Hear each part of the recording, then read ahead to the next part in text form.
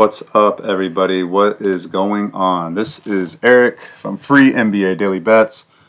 Tonight was a really good night. We're still waiting on one more bet. I have the Sacramento Kings over 111.5 points, so I need them to get to 112.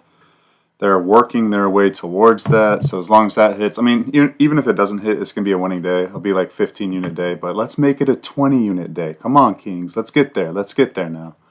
But anyways, this is exciting. This podcast is for the Tuesday NBA Cup games. So really exciting. The in-season tournament, it gets the best out of these teams. These players really care about it, and it makes for some good betting spots and for some good spots to make some money betting the NBA. So without further ado, let's get into it. So the first game, we have the Chicago Bulls at the Washington Wizards.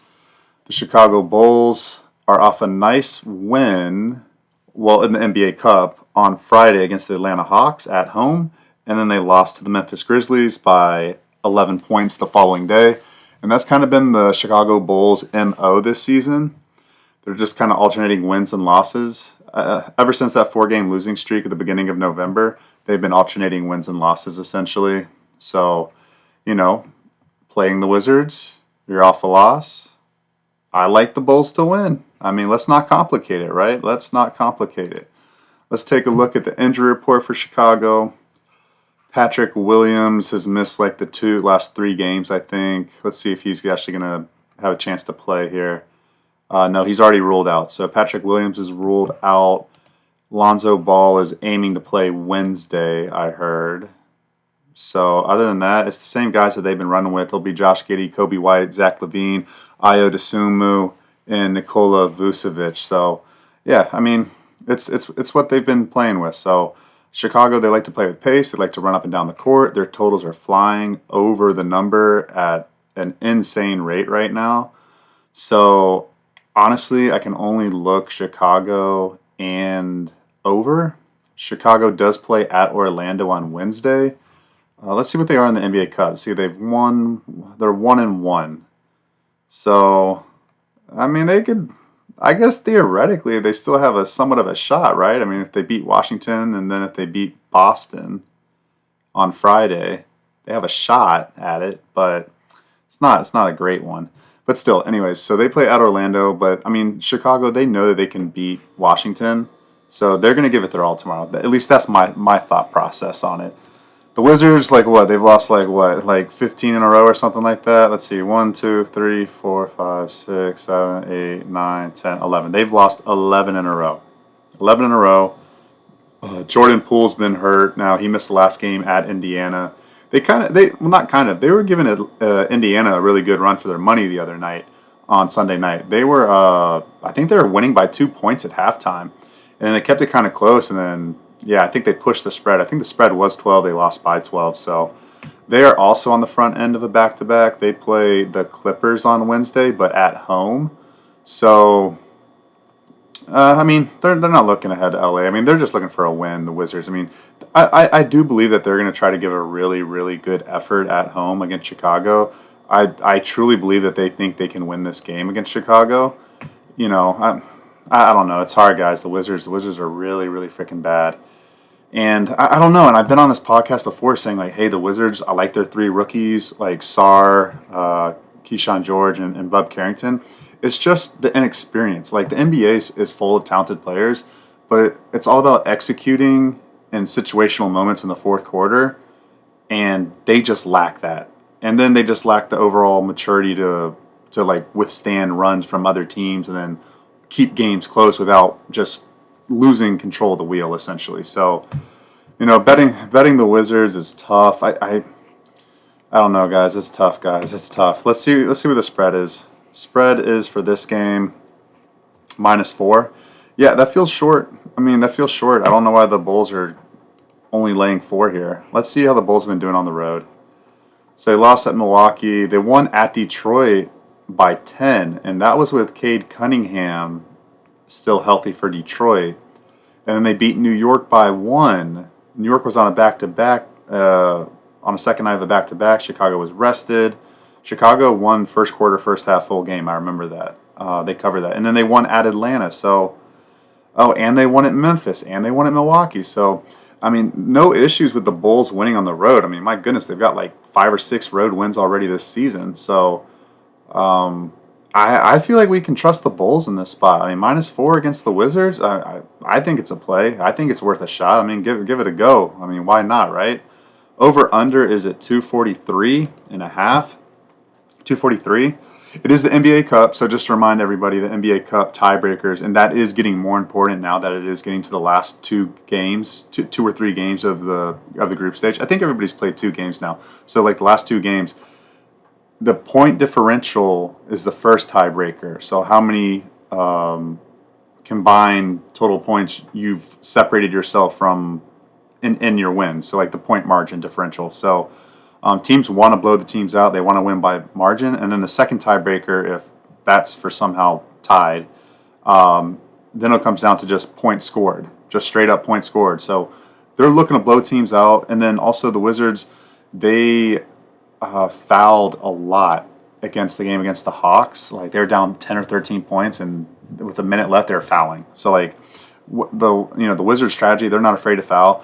I definitely lean over 243.5. It is a tall number, but with the Wizards at home, I feel like they're going to give it a good effort. Even though, well, I mean, it's tough because the Wizards have actually been trying to play better defense like the last 2 or 3 games. But Chicago's pace is just like they're like one of the fastest paces in the league right now, guys. I mean, they're just really pushing the ball up the court and shooting a whole bunch of threes. And I don't think the Wizards defend the 3-point ball well. I mean, they can if they've lost like 11 in a row. So I can only look over there. I'm seriously considering that over. All right, next game, guys. Next game. We have the Milwaukee Bucks at the Miami Heat. This is a really nice game. Bucks are in really good form now. They've won 6 out of their last 7 games. They just finished up a 4-game homestand. Well, they haven't won a road game. They have only won one road game all season. That was the opening night at Philadelphia. They've literally lost like 6 or 7 road games after that. So, yeah, they've won 6 out of the last 7, but they've only won 6 home games. So that's something interesting. Now they're rested. They're not on a back-to-back. They don't play anybody on Wednesday. They're off until Saturday. So they have Wednesday, Thursday, Friday off. So it's finish. Beat Miami, go eat turkey. That's what it is. Go home and go eat turkey. So enjoy Thanksgiving. That's what the Bucks' state of mind is probably like. Hey, let's go down here. Let's get this good win. Go back, eat some turkey. So let's take a look at the depth chart for Milwaukee in a nice rested spot here. All right. Ooh, we got some people on it. Taurean Prince is on it. Giannis is probable. He's been probable, and he's been playing like the last 5 games in a row. So let's see. Giannis is probable, and Taurean Prince is questionable with an illness. And these illnesses, like I've been saying, guys, these illnesses are really going around. I don't know what they are. No one kind of knows what they are, but people are feeling sick enough for they can't play. It's not just one team. It's like half the league, if not more. And these guys don't feel good enough to play, which means they're really feeling sick. I mean, if you don't feel good enough to play, or they just don't want to be contagious, maybe that too. But yeah, we'll see with Taurean Prince. I mean, that's kind of with their depth issues in Milwaukee, even a guy like Taurean Prince is very important to them. I mean, he logs a lot of minutes. But, I mean, the bench is finally healthy. So, Gary Trent Jr., A.J. Green, DeLon Wright, Bobby Portis. Even if Taurean Prince doesn't play, I still like what Milwaukee's throwing out there. It's just that whole road situation, right? Just can they finally get another win on the road? Now, the Miami Heat, they're 7-7 on the season. They have won 4 out of their last 6 games.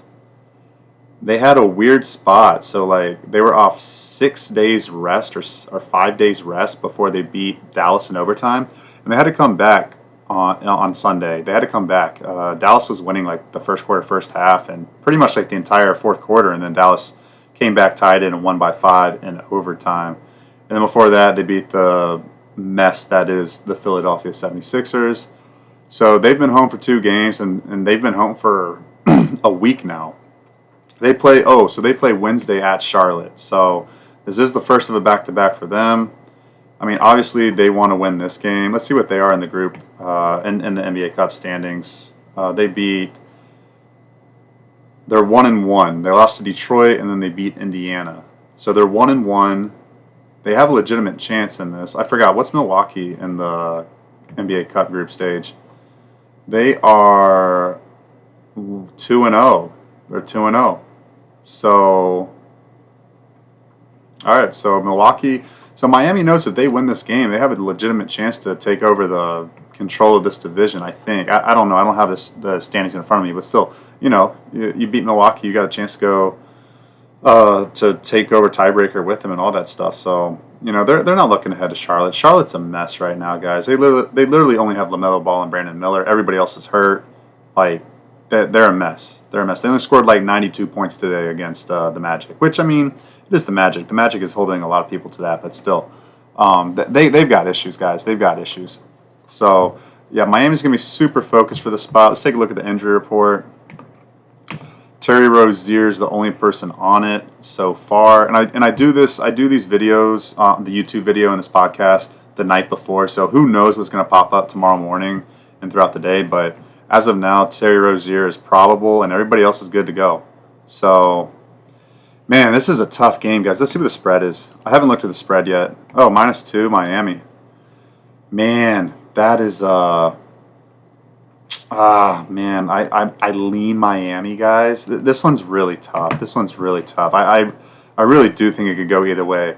The Bucks are due for some road wins, and they've been playing really, really well. But again, that's at home. Them on the road in Miami. I know there's a little history there because Miami beat them in the playoffs 2 seasons ago and got Budenholzer fired. So I know these teams don't like each other. I know that's for certain. Man, that's tough, guys. -2. I'd lean Miami. I'm probably gonna stay off this game. And if you know me, like I'm a high volume bettor. I pretty much bet every single game every night. But I don't know, guys. That's tough. That's tough. Let's see what the total is. Total's 223. I kind of lean over, but the Heat like to slow the games down. Let's take a look at the Heat's over-unders really quick here. Heat's over-under,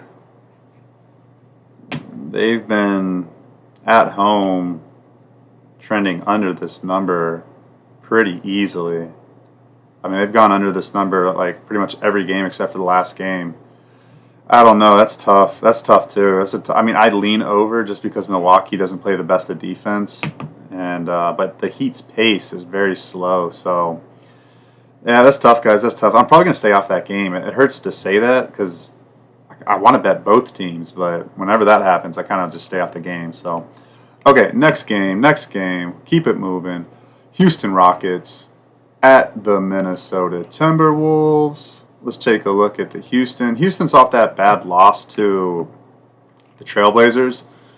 They just finished up like a 3-game homestand. So they were rolling, guys. They were rolling. I mean, they still kind of are rolling. Fred VanVleet, I don't think he's suspended. I think he just got a $50,000 fine for like calling the ref a bitch ass or something like that. Something like that. Fred VanVleet went off, man. He went off on like all of the refs. He like finger pointed and all that stuff. So, yeah, that was funny. But anyways, let's see if these two teams played each other yet. No, they have not played Minnesota yet this year. And then, let me see if Chicago played the Wizards yet this year. No, they haven't played the Wizards yet. And then Miami has not played the Bucks yet this year either. So none of these teams have played each other yet so far, the first 3 games that I've mentioned. All right, Houston. I mean, Houston's on fire, but again, they've been on fire at home. Well, they pulled out a good win at Detroit. They smothered Chicago, and then they lost by 1 to Milwaukee. So, I mean, just initially, I'm already thinking Minnesota. I think Houston's kind of been due for like a little losing streak. They have not lost back-to-back games all season. I think that changes. I hope the spread's low for Minnesota. I'm all and wow, this is an awful travel spot for them after this game. They have to fly to Philadelphia, losing an hour because of the time zone difference. After this game tomorrow, they play Philly on Wednesday. So they play Philadelphia, the 76ers, on Wednesday. Man, that's a really, really, really bad spot for them, just in general, and just like I know they're coming off a bad loss, and like people say like they'll be motivated, but I mean this is the NBA Cup. Minnesota's going to be motivated too, and Minnesota needs to get back into like a good winning groove as well. So let's take a look at Houston. Jalen Green is what is he? Jalen Green is questionable with an illness. But he played last game. I'm pretty positive Jalen Green. He had an illness too, and he played last game. So we'll check it. We'll check it out, guys. We'll check it out. Um, let's see here. Let's see here. Let's go to Minnesota now. Minnesota's schedule, like I said, they've kind of been winning recently. No, sorry, they have not. Take that back. They've lost. So they're off a really bad loss at Toronto, and then a really bad loss. Well, not a bad loss. Not really. Sorry. Toronto was a bad loss. At Boston was not a bad loss. They had a chance to win that game. They were in that game the entire way, pretty much. So they're going to be focused for this one. This is also the first of a back-to-back for them too, just like Houston. But they stay home. They'll play Sacramento at home Wednesday. Man, that's such a good spot for Sacramento, guys. Just looking ahead, just thinking about it, because Sacramento, they're falling apart right now, guys. I need them to score 22 more points in 10 minutes, and they're down 16. Gosh, Sacramento's falling apart. I think it's like their fourth loss in a row. Anyways, back to this game. Minnesota, off 2 straight losses. They had a nice win at home with Julius Randle at the buzzer against Phoenix. Let's see what they are in the NBA group. Oh, yeah, that's the other thing, though, guys. So Houston's going to get up for this game. But so is Minnesota. But Houston's 2-0 or 3-0 in the Cup in their group stage. So like this, they could pretty much clinch their group stage, and they really want to win this game, guys. Let's see. They beat LA, and then they beat Portland. So they're 2-0. This will get them to 3-0. Wow, this is a big game for them. This is a big game. Let's see the depth. Let's see the injuries for Minnesota. What's going on with them? Mike Conley. He's missed the last 2 games, I believe. Everybody else is healthy. Let's see what's going on with Mike Conley. Mike is questionable with the toe issue. So, man, let's take a look, guys. Let's take a look. Let's see what the spread is. Let's see what it is. I haven't seen it yet. -3.5 for the Timberwolves. You gotta be freaking kidding me. Oh my goodness, guys. Wow. I know Minnesota's not look good, but home cooking is just what the doctor ordered. I'm telling you guys, this is a great spot for Minnesota. Okay, I'm excited. That's exciting. I will be on Minnesota first quarter, first half, full game. I don't trust Houston on the road in like a really, really focused, motivated spot for Minnesota. And Minnesota like is just as good, if not better, and they have more big game experience because they've been in the Western Conference Finals. Like, this is a big game for them. And they are, what are they in the group stage? Did I just say it? Sorry, guys, I forgot already if I did. Just want to take a quick peek. The group stage for them. Man, that's going to be a top play of the day right there. Minnesota -3. Let's see. They beat Sacramento. Oh, they lost to Portland. That's right. Wow. That's such a bad loss. Oh, and they beat Sacramento. So, yeah, they beat Sacramento, and they lost to Portland. So they're 1-1. I mean, they just want to win. Forget the NBA Cup. Like, they're on a 2-game losing streak. They're back home. They want to win. I can only look that way. Over-unders at 222. And NBA Cup. Friends don't let friends bet unders in the NBA Cup.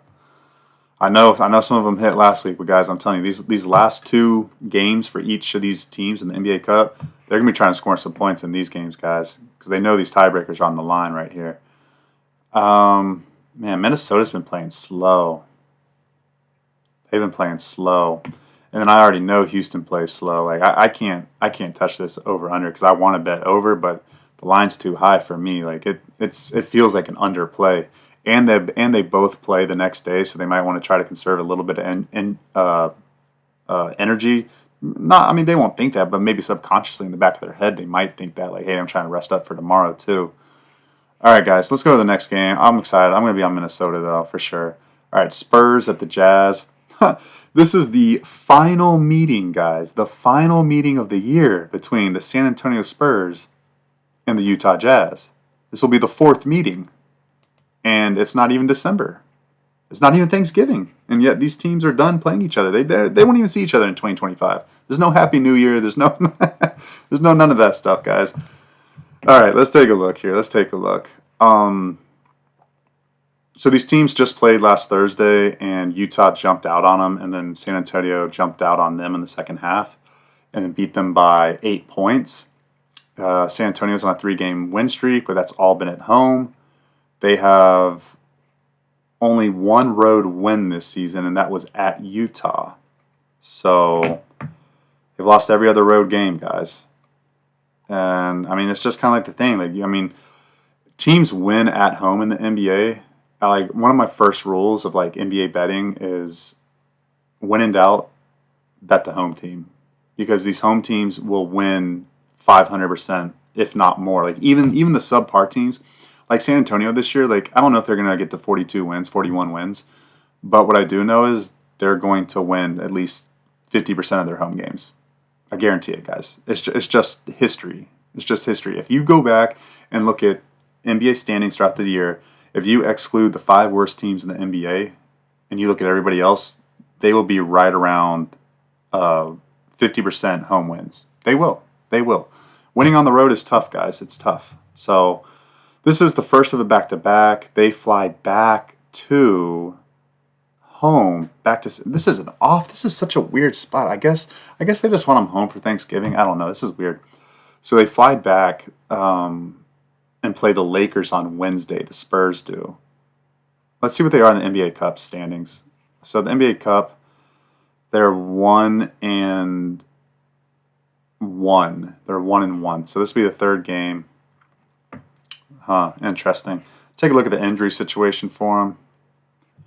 Injury-wise, they're all healthy except for Devin Vassell. He's out. Oh, Keldon Johnson, he's questionable. Let's see what's going on with Keldon.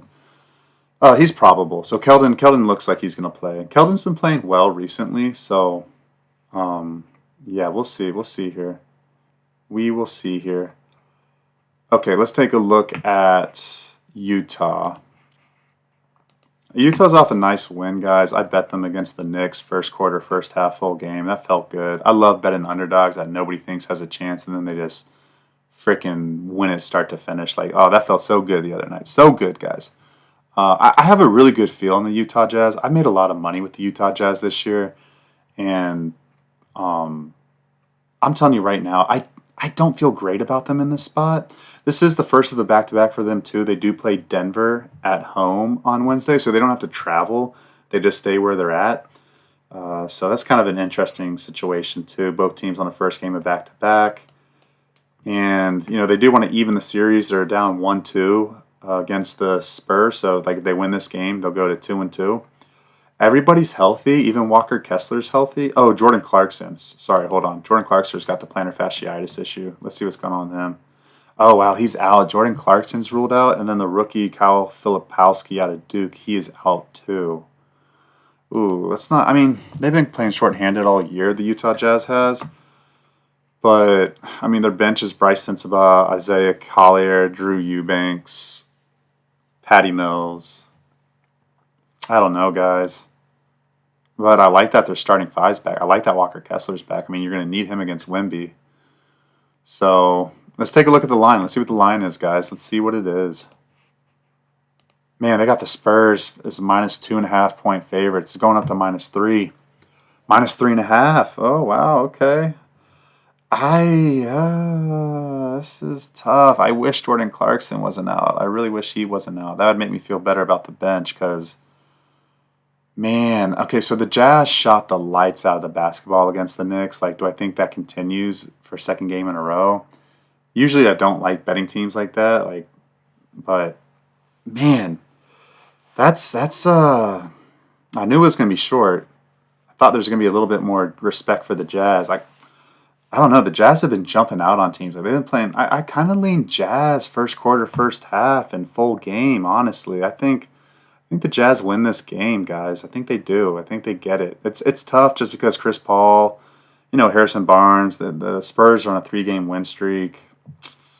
I don't know, guys. I would be pretty damn surprised if the Spurs win the first quarter, first half, and the full game. I could see them winning one half or the other, but I don't know. I like the Jazz. I lean the Jazz, guys. I don't know if I'm going to get there.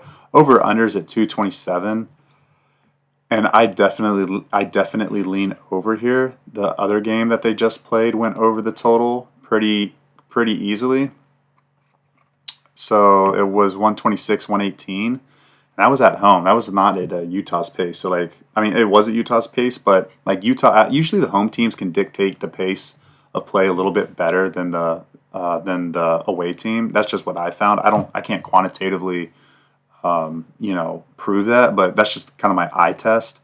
Is that the home teams usually dictate the pace. So I like Utah to keep it running. I know they play the next day, but yeah, guys, I lean over here. I lean over with a 227. I might get there with that as well. Okay, last game, guys. Last game. It's a good one. Got the Los Angeles Lakers at the Phoenix Suns. Take a look at what LA's looking like. Lakers have lost 2 in a row. Two home games. They lost to the Magic at the buzzer, pretty much by Franz Wagner. He hit like a 3-pointer. He heaved that thing, man, and it went in. Denver, they lost 127-102, and that was a really bad loss for them. I mean, number one, they don't like Denver.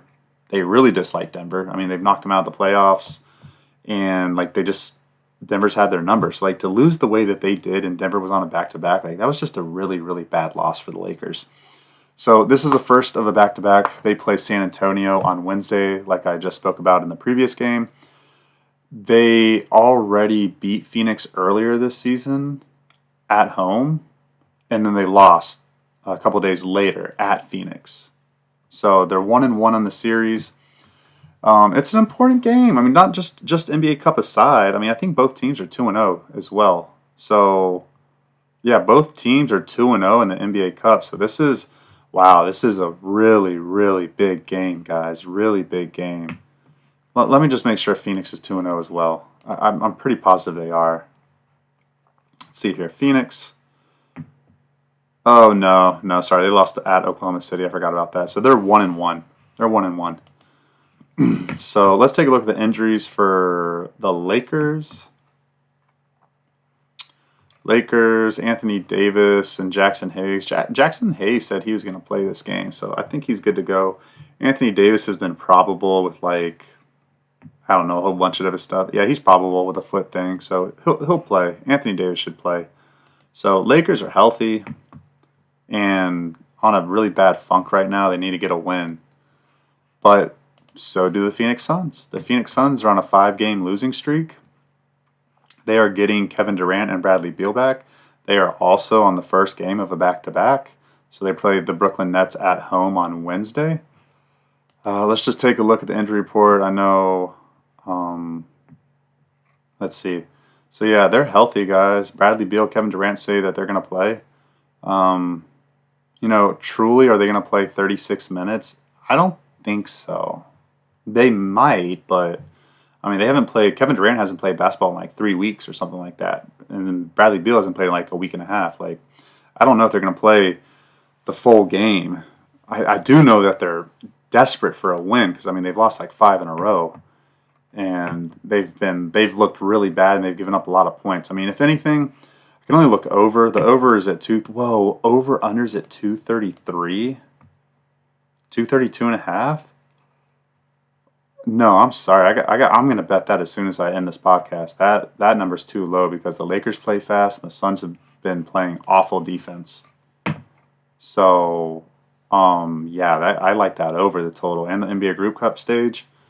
The line is -2, -3.5 for the Suns, -4. Wow, guys.